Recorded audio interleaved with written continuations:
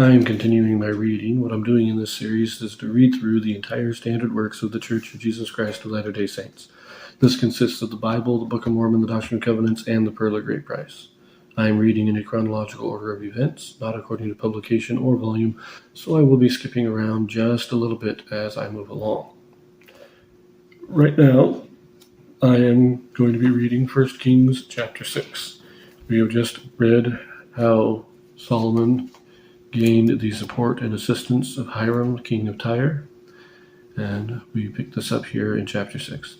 Solomon builds the temple. The Lord promises to dwell among Israel if they are obedient.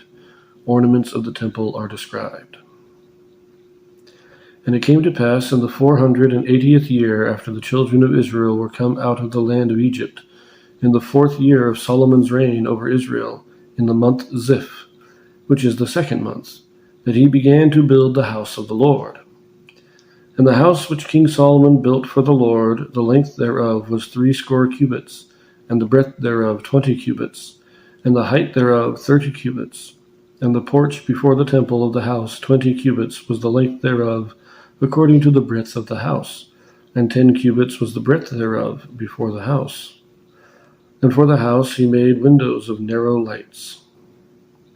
And just a brief length was 80 cubits. That's 60, because a score is 20. So 80 would be 60. If we again say a cubit is 1.5 feet, then we're talking about 90 feet long, about the length of a little longer than a standard trailer home. But then the breadth is 20 cubits, so that's 30 feet wide.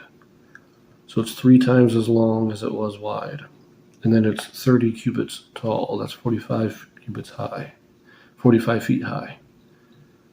Now, on most buildings, a single floor, I believe, is on average 10 feet. So we're talking about a 4-story building.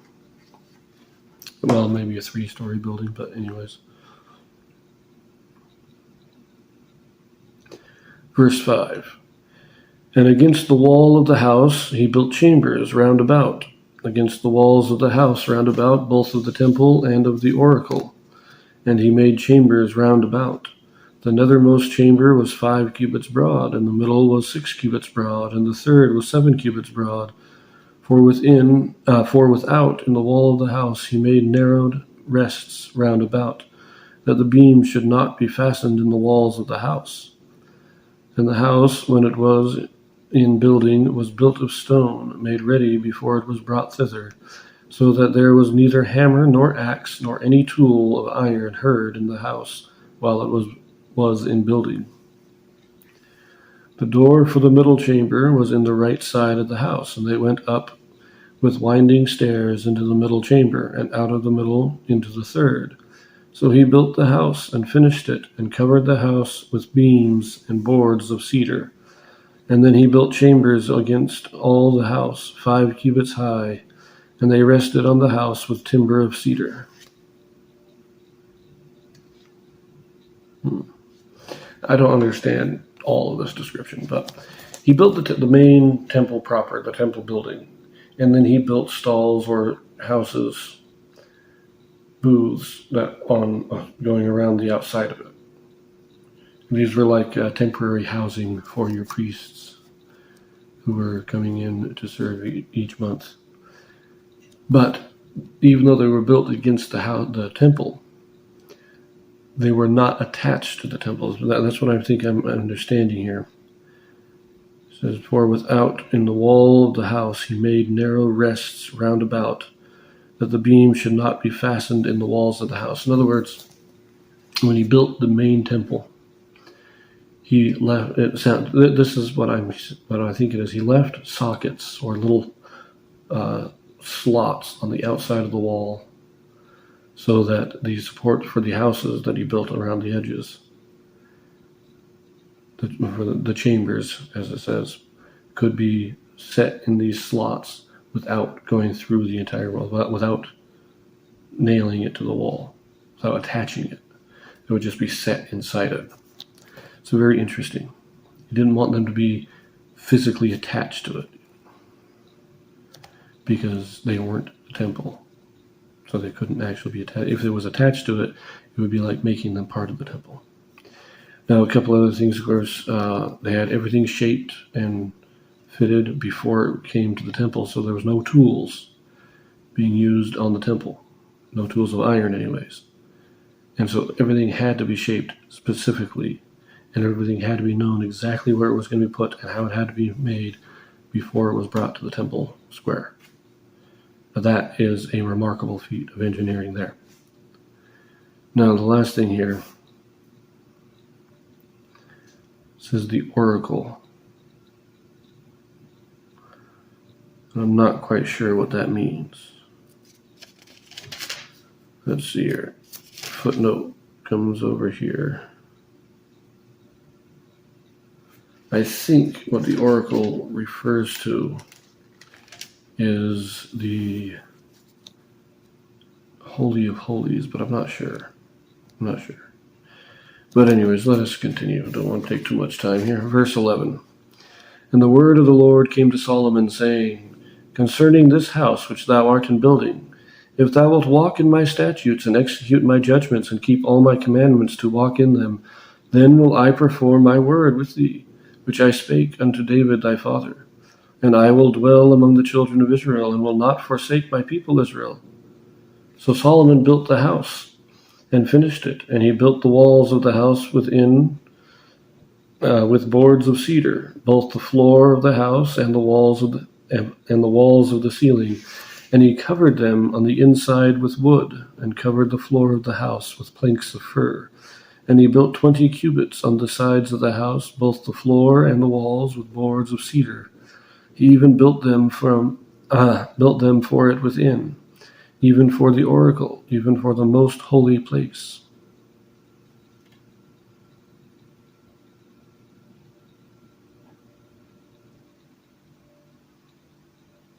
Okay, this verse 16 where it says oracle, it has this footnote. Innermost room of the temple of Solomon, the Holy of Holies. So I was right.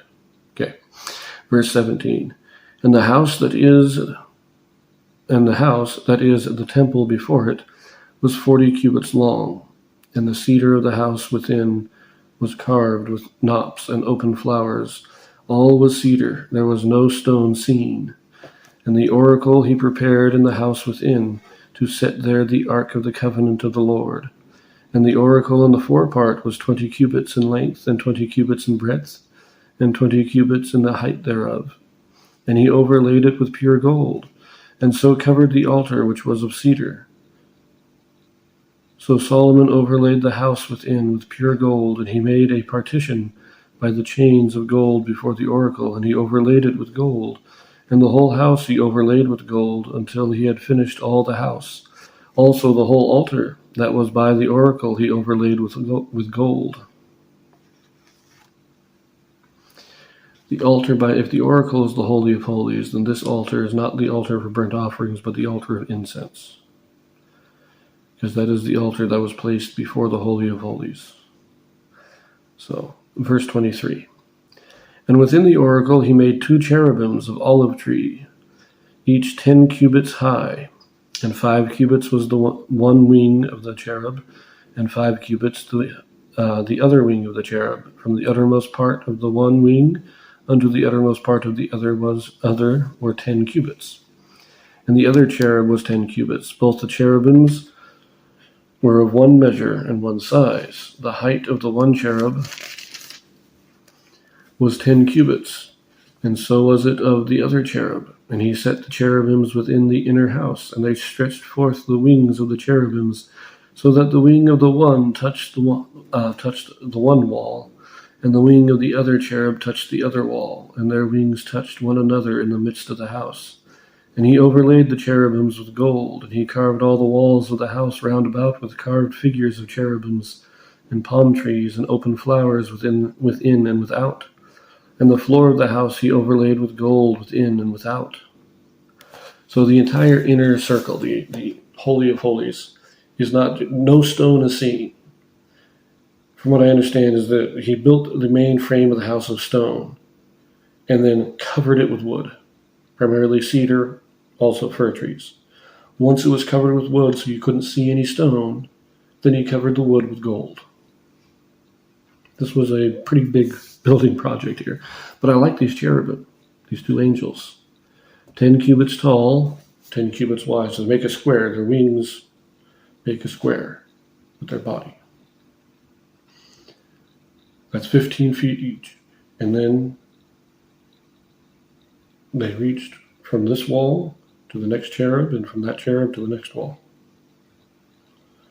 Kind of making a doorway between their wings to go into the Holy of Holies. So it's a very impressive image. Would have loved to see it. Verse 31. And for the entering of the oracle, he made doors of olive tree. The lintel and side posts were a fifth part of the wall.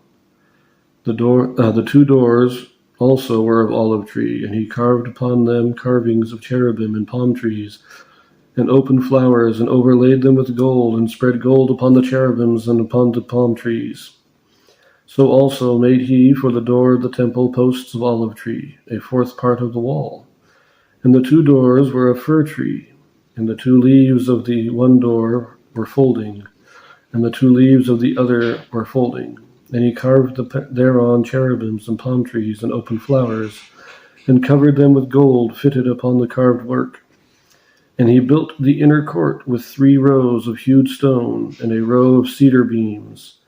In the 4th year was the foundation of the house of the Lord laid, in the month of Ziph. And in the 11th year, in the month Bul, which is the 8th month, was the house finished throughout all the parts thereof. And according to all the fashion of it, so was he 7 years in building it. So when it says the 4th year, it's not talking about the 4th year of construction, but the 4th year of Solomon's reign, because that's when he started building it.